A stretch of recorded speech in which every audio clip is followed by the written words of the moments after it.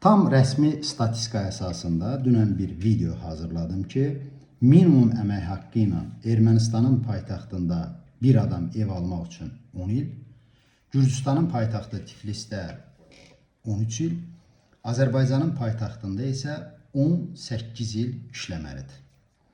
Bu videoda bir troll idimi, Heydər Əliyev, İlham Əliyev tərəfdarı idimi şərh yazdı.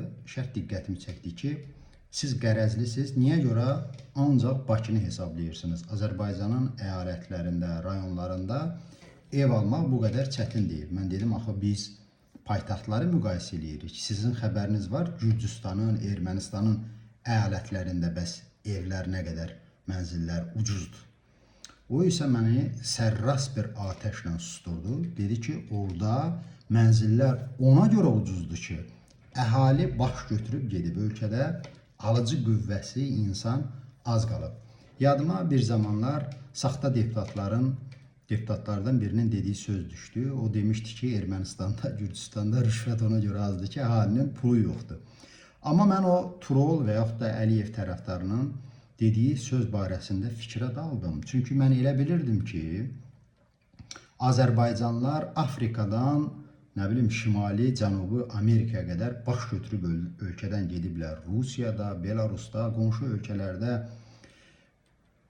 Türkiyədə sonsuz sayda Azərbaycanlılar var və əhalinin ayağı tutan ölkədən qaçır. Bəs bizdə niyə qiymətlər ucuzlaşmayıb? Burada ya o yapçı yalan danışır, ya da mən düzgün fikirləşməmişəm. Əgər o yapçının dediyi doğrudursa, ölkədə evlərin, mənzillərin qiyməti əhalimizin çoxluğuna görədirsə, o gözəl bir yol göstərib. Ey Azərbaycanlılar, onsuz da bu tikilən evlərin çoxunu oliqarxlar, İlham Əliyevin şirkətləri tikir. Onlarındır.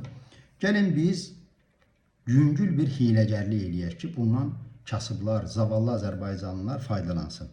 Baş götürün, ölkədən qaçın. Ölkəni sürətlə boşaldın ki, o məmurlar da məcbur olub evlərin qiymətini salsınlar və bizim zavallı gənclərimiz mənzil probleminə bu şəkildə son qoysunlar. Kişinin oğlu gül kimi bizə çıxış yolu göstərib.